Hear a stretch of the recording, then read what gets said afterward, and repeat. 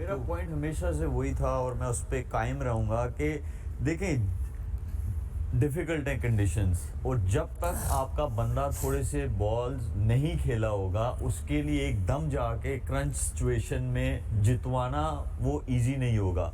हमने उसके नवाज के केस में ये देखा है कि उसने फिनिश किए हैं मैचेस, लेकिन हमने शादाब के केस में नहीं देखा कि उसने मैचेस फिनिश किए हो। हाँ, छोटे छोटे हम लोगों ने ग्लिम्स देखे हैं कि उसके जो उसने 2-3 छक्के मार दिया आके। देखें, ये काम है मिडिल ऑर्डर बैट्समैन का। If you playing as a finisher, ये Well, I उनका tell you काम something. है। Today, if anything, Shoaib Malik, you were perhaps missed in that middle order big time today. For today you should have been there. सीधी सी बात है. I don't know what to say, how to say it. I don't know. I hope कि लोग इसको कोई वो ना ले लें, political angle ना ले लें, या फिर करें. हमारी गलती है कि हमें फिर इसको कल भेज देना चाहिए था। हाँ, तुम्हें कल फ्लाइट पे भेज देना चाहिए था. अब ये एक सवाल है वो मेरा. तो आपने अभी इफ्तिखार का नाम लिया. मैं मिसबा आपसे एक सवाल पूछना चाहता हूँ. इफ्तिखार को हमने उस दिन सुना जब इंडिया वाला मैच हारे, तो ड्रेसिंग रूम में बाबर आजम ने कहा कि Iftikhar you are my match winner. ठीक है ना.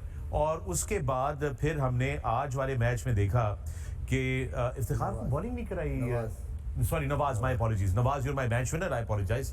एंड उसको आज बॉलिंग नहीं कराई नवाज को. डोंट यू थिंक ये this would have been a good place Zimbabwe के अगेंस्ट, के आप नवाज को थोड़ा कॉन्फिडेंस दे रहे थे दोबारा उसके बॉल के साथ. And then of course another thing that I like to ask you, miss इसी का बैकअप है दूसरा, कि इफ्तिखार को भी बॉलिंग नहीं दी जबकि 2 खब्बे खेल रहे थे एक टाइम पे. अब कई दफ़ा हम पहले से चीज़ें देख लेते हैं कि अच्छा पर्थ की पिच है, पेस है, 4 फास्ट बॉलर खिलाए हैं तो उनको बॉलिंग करानी है. आई थिंक कि जिम्बाब्वे के भी 4 फास्ट बॉलर खेल रहे थे. तो बट आप जब चॉप एंड चेंज थोड़ा बहुत कहीं मिक्स करते हैं बॉलर्स को, तो उसमें रिदम नहीं बनता बैट्समैन का. सडनली ऑफ स्पिनर ने आके एक ओवर कर दिया या नवाज ने आके कर दिया, वहाँ पे कई दफ़ा ये होता है कि बैट्समैन डिफरेंट खेलने चला जाता है, आपको विकेट मिल जाती है. आप देखें आज उनको भी ज़रूरत नहीं थी, लेकिन उन्होंने अपने लेग स्पिनर को भी बॉलिंग कराई. मैं आपको था कि क्रेग अर्वन ने बड़ी चेंजेस की आज, बड़ी इंटेलिजेंट चेंजेस बॉलिंग की वो करते रहे थ्रू आउट द इनिंग्स. उसका मकसद सिर्फ ये होता है कि एज ए बैट्समैन आपको किसी एक बॉलर पे उसने सेट नहीं होने दिया. और दूसरा ये है कि यू नेवर नो कि कहाँ से विकेट आ जाए. जब इतना छोटा टोटल है तो कहीं से भी आप चांस लेते हैं विकेट का, और विकेटें आती रही उनको. तो आई थिंक कि वहाँ पे नवाज तो शायद 2 लेफ्ट हैंडर पे नहीं बनता था, बट इफ्तिखार को आप एक आधा ओवर करा सकते तो हो सकता है उसको कोई ऐसी शॉट मारा जाता, विकेट मिल जाती.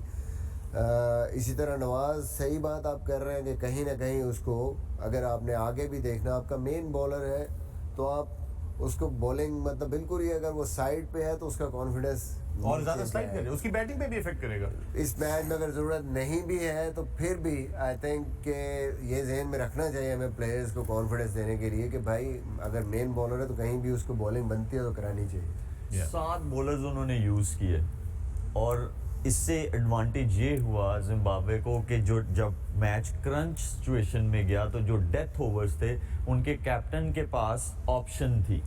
उसके पास 4 लोगों की ऑप्शन थी कि वो उनसे, फिर उसने असेस ये किया कि आज के मैच में कौन सा अच्छी बॉलिंग कर रहा है, किसका कॉन्फिडेंस जो है वो अच्छा है, तो मैं उससे जो है डेथ ओवर्स करवाऊंगा.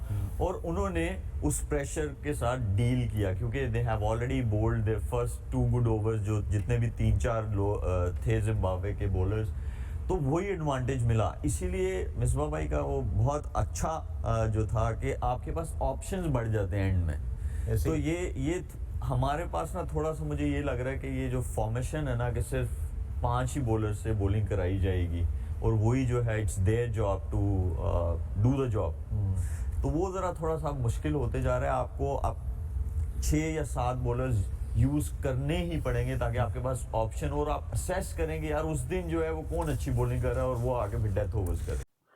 दोस्तों, इस वीडियो में वकार यूनिस ने बहुत ही मजाकिया लहजे में कहा कि हमें शोएब मलिक को कल ही भेज देना चाहिए था ऑस्ट्रेलिया, ताकि वो मिडल ऑर्डर को कुछ संभाल पाता. लेकिन वो मजाक की बात थी मेरे ख्याल से, वो सीरियसली उसको उनका कोई मतलब नहीं था. खैर, ये मैच इतने बुरी तरह से हारा है पाकिस्तान की उनके सभी लोग, पुराने प्लेयर्स, नए लोग, जो भी नए क्रिकेटर्स हैं, वो सब हिल गए हैं इससे, और उनको लग रहा है कि इससे बाहर कैसे निकला जाए. तो मुझे लगता है 1-2 दिन में, कुछ दिनों में ये चीज़ भी ठंडी हो जाएगी और ये लोग फिर से नॉर्मल होंगे और क्रिकेटिंग सेंस की बात करेंगे. ये सब चीज़ें तो चलती रहती हैं.